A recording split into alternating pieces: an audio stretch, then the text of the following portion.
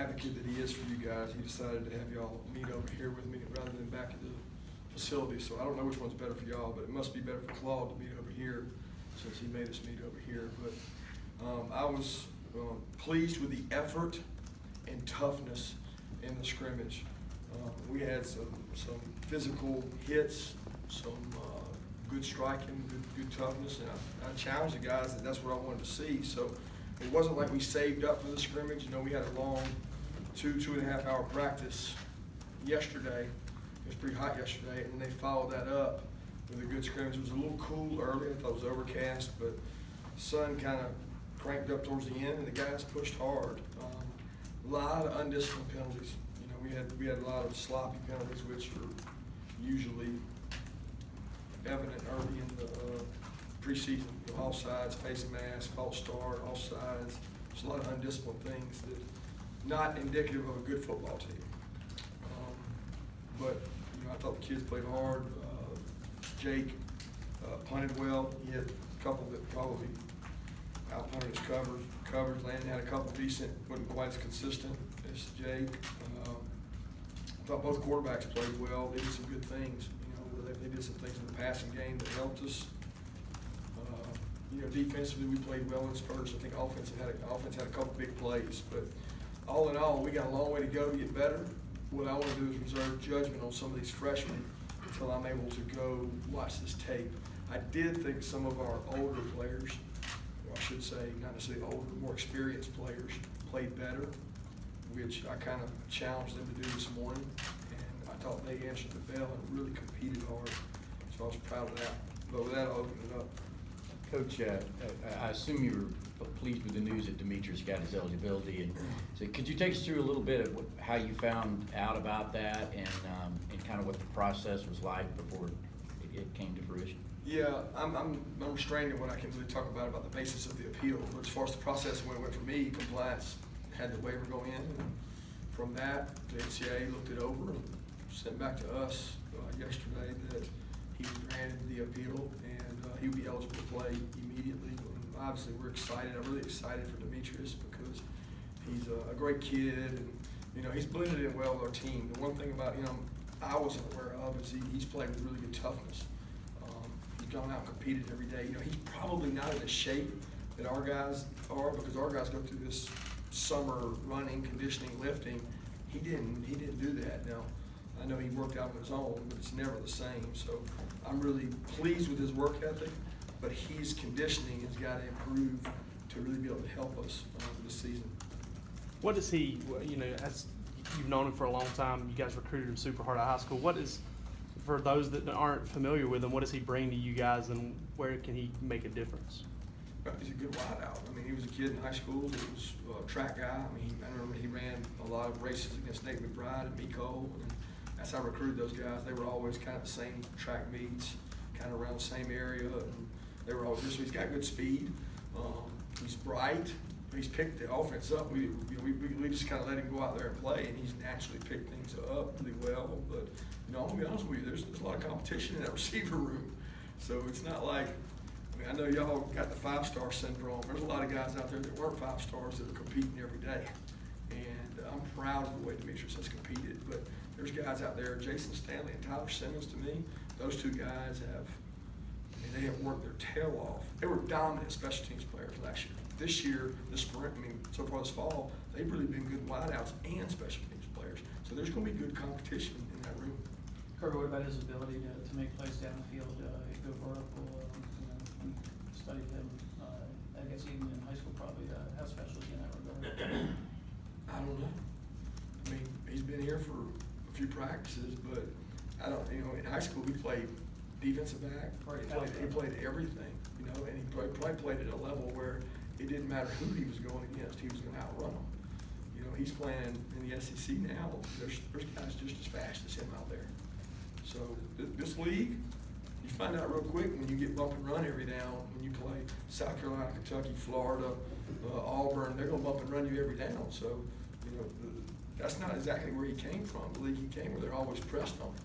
So he's done a great job competing. I'm very pleased with where he is. I want him to continue to work, to develop, learn the offense, help us every way he can. What are the things that you look for in your quarterbacks at this stage and in this particular scrimmage? Yeah, leadership. Talking creates toughness. So if you can talk to your offensive line, your backs, receivers, command of the huddle, command of the offense, decision making. When you're in the red area, are you secure with the ball? We got points. Are we going to make sure we get a field goal? Or are we going to take a risk and take a chance on losing it? Are you securing the ball in the pocket? What's your turnover to touchdown ratio? All the things involved are going to go into those things.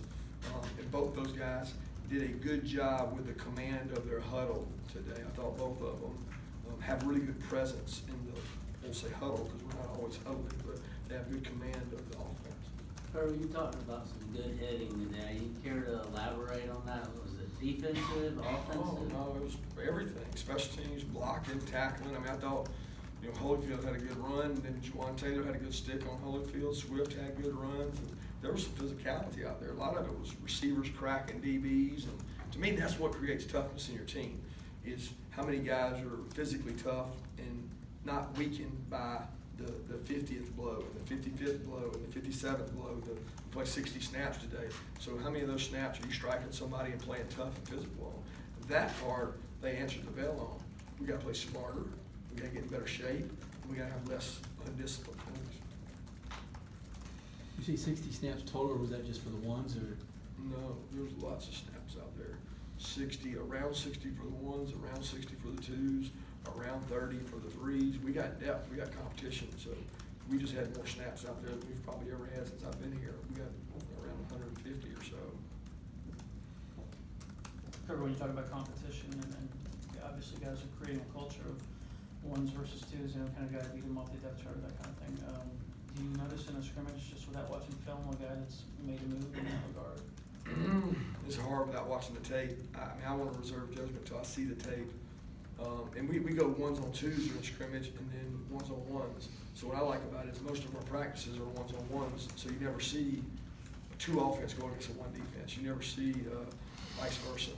The two defense goes against the one offense. You want to see those things match up. And this is one of those where we get to do one-on-one, two-on-one, one-on-two. So Lamont blocking a different nose guard, the tackle's blocking a different end, and then you go back and watch the tape and find out who's playing well and who can improve.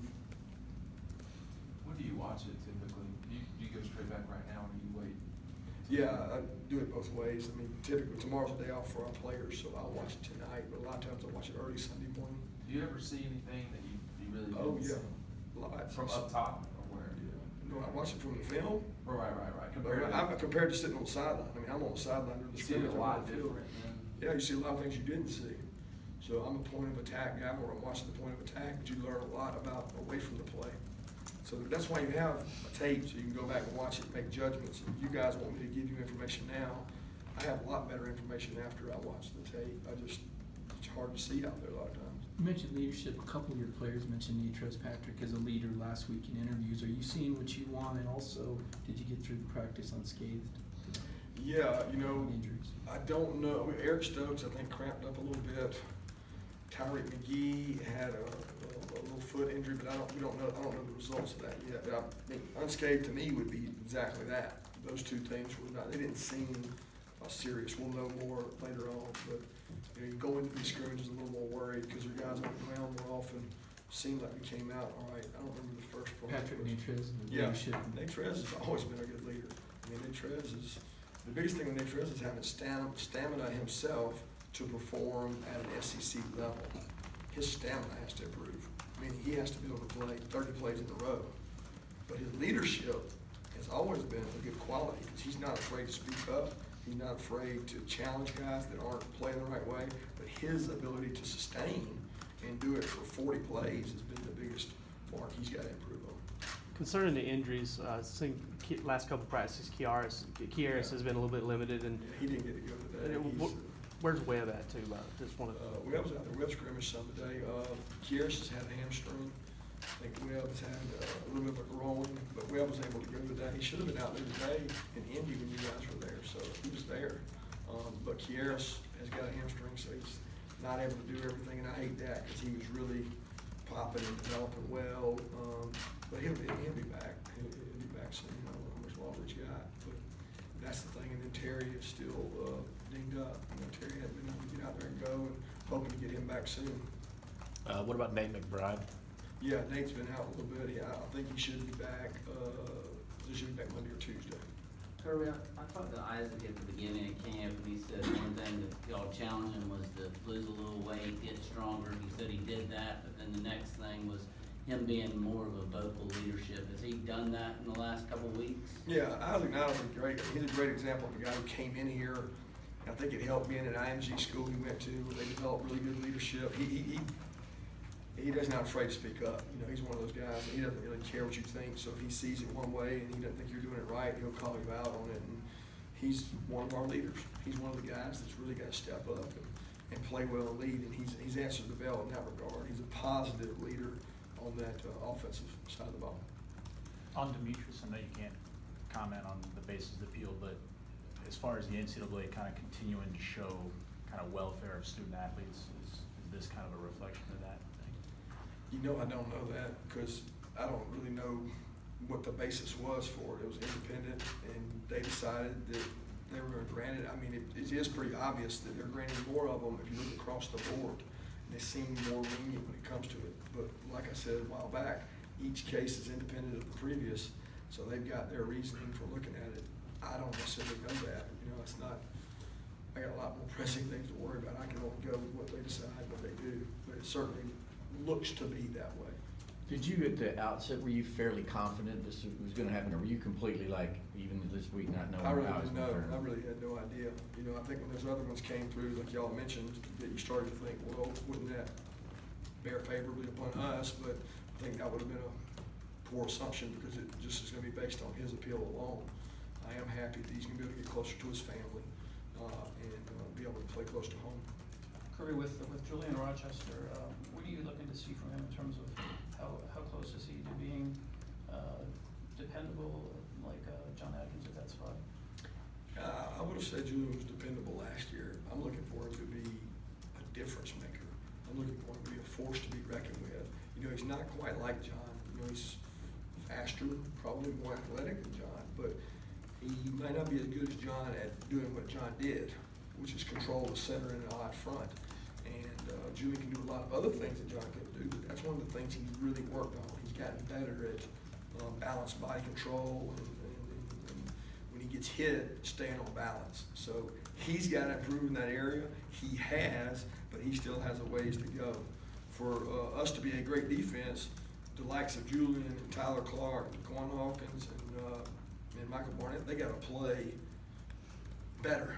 Got to play more physical. We got to knock people back to be a dominant defensive team. Did Richard make the sort of plays and play with the sort of consistency that you were looking for in the scrimmage today? You know, I don't know. He didn't give up any big plays. He didn't make any big plays, so that might be the best he's done yet because I'm looking for a level of consistency. I know there were a couple plays where somebody I thought might got behind him, but it didn't cost him. I'm really just about the process with Richard. Did you look at the right thing and did you do it right? If you do that, you'll be successful. Where he thinks about, did I get an interception, did I get a tackle? That's not the important thing at safety. The important thing is, did you look at the right thing and did you do the right thing? Because if you don't, it can cost us dearly. And I've repeated to him over and over, it's not your job to make those plays. It's your job to do your job. Kirby, who won today? You know, early on, I would have said the defense, and there were some explosive plays by the offense. I mean, I really think walking off the field, usually you walk off the field feeling one way or the other. I feel almost a split, but there's so many times I've said that I go back and watch it, and I go, man, I was wrong there. So if I had to say right now, I'd say draw, but my coaches will probably disagree with me if they watch the tape, so I have to watch it and see. Special teams? Special teams are some good hit punts. I didn't think we had the juice in special teams. I'm talking about coverage, return units, cover and returning punts. We had a lot of competition, but guys were almost winded, tired. They didn't play with the effort we need in that. Thank you. Thanks.